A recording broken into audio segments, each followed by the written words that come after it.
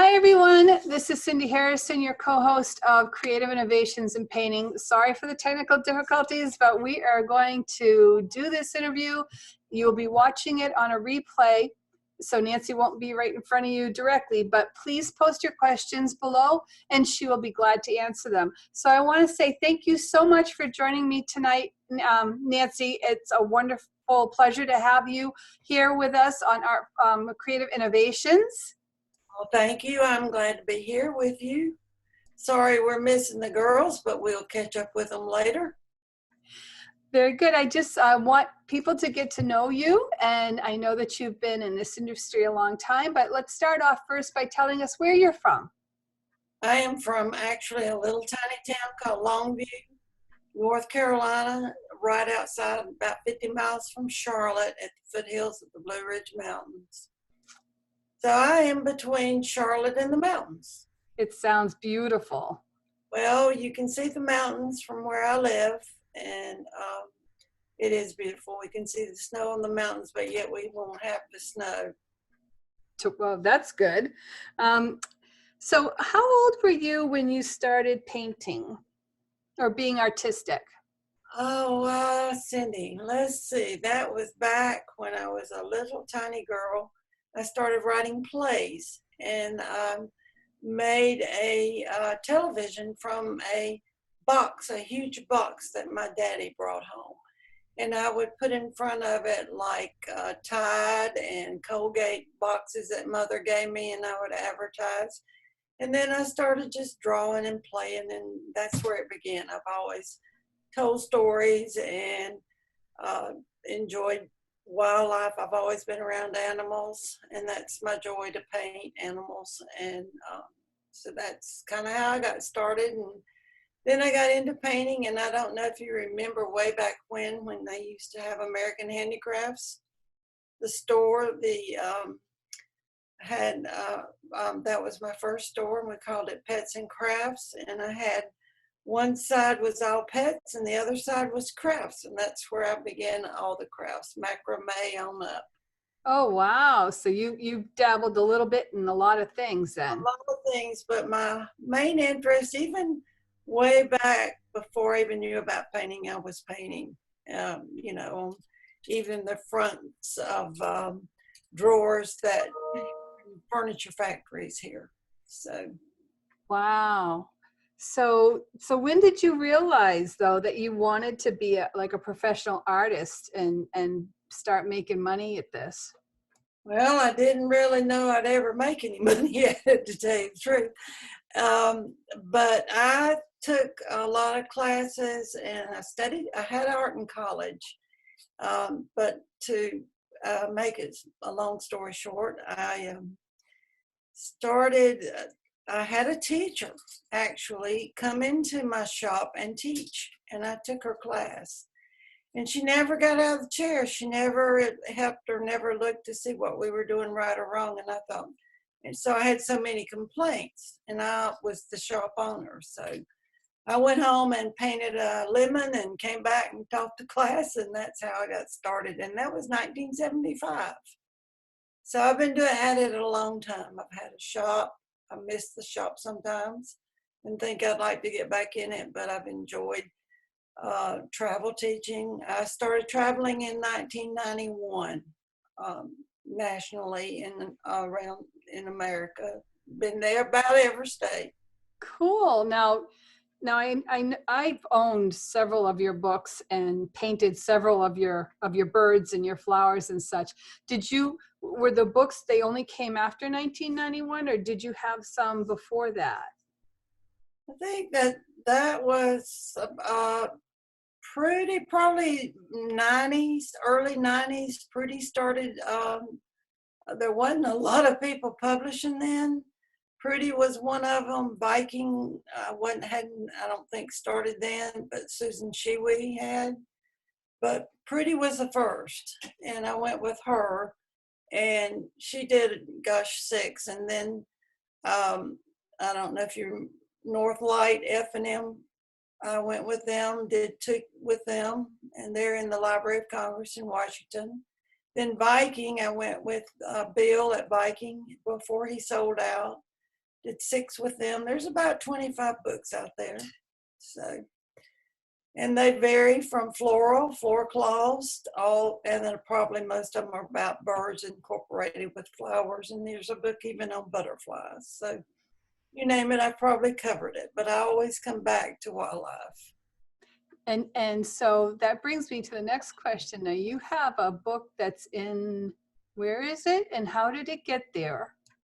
The Library of Congress, Washington, D.C. It's the enjoying your favorite backyard birds. And then there's one that was how to paint trees done by a bunch of different artists. That's F&W did that. North Lights did that. And it also went to Europe. It went all over. Wow. So I was very proud of that book. So how did it get chosen to be in the... I don't know how they did that. They just informed me that it was there and that I should push that and put it in the local paper that I had been published, and it was at the Library of Congress, D.C. But so I do put that in my biography when, people ask me about it. But you had a choice back then. I think we did that one in 2002, and you had a choice back then of taking upfront money or taking your royalties. And at that time, they didn't know if it would go to Europe, and it did. And they wanted me to throw in a few little European birds, and so I did, and that's where your little blue tits come from and your little green finches. And I learned a lot about that from some girls in Europe who wrote and told me stories about that kind of bird. But a lot of birds are the same, but they're just different names. But you can take that book that's in the Library of Congress and you can identify birds in your backyard. It's basically birds of America or in the U.S. So. And that's beautiful. It's so exciting. It was exciting. It really was. But I've done some others that have been just as good. But everybody wants a cardinal. I kid and say I don't know how else to paint my cardinal. That and hydrangeas. That and hydrangeas. But I love to do geraniums too. They're very close. Yes, they are. So now that leads me to saying that you are going to be on Thursday of Creative Innovations here in the group on Thursday night, the 19th of March. We're going to be viewing your video on how to paint the hydrangeas. And you said you originally did this pattern on a purse, did you not? Yes, I did. The first time I ever painted it was on a purse. And my daughter has it. I wish I had it, but she's in Charleston and she begged me for it, so I gave it to her. And she carries it with blue jeans. And I have the pattern, which I will show them, or they will see it Thursday night, but it is a beautiful pattern. But this is the bird we're going to be doing coming up, the little black-capped chickadee.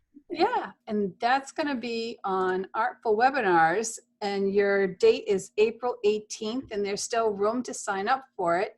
If you want to learn, you want to give them a little idea of what you're going to be, just a little taste, don't give away too much, covering on that day?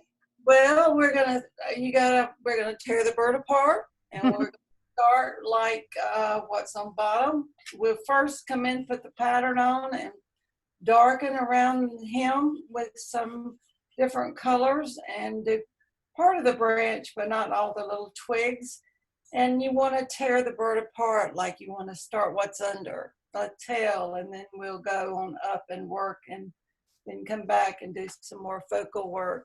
And basically, I think we can do the whole thing in one that time, and it'll be complete, and they can put a mat on it, and they'll have, going to show one thing. This is just a gorgeous little idea. You can put him in the little black mat, and it just brings him out. It's a birdhouse mat.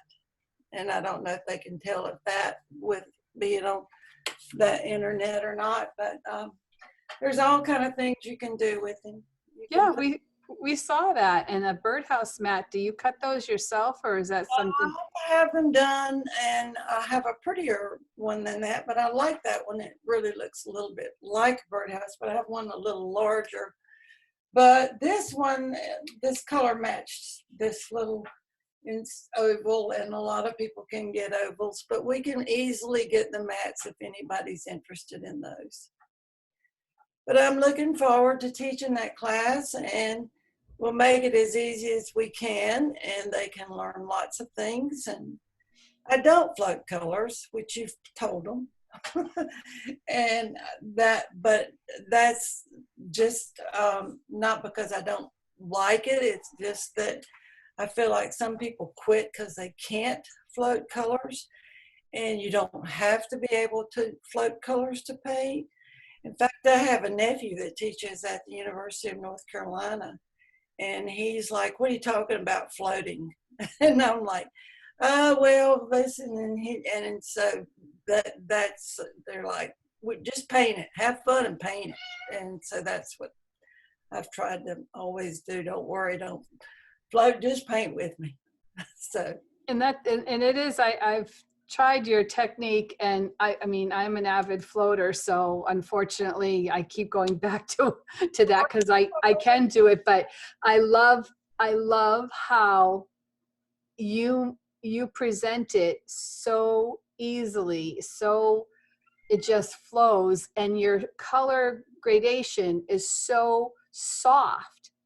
Well, that's what I'm after, and you got to remember, when I first started teaching, I taught with strictly oil paint.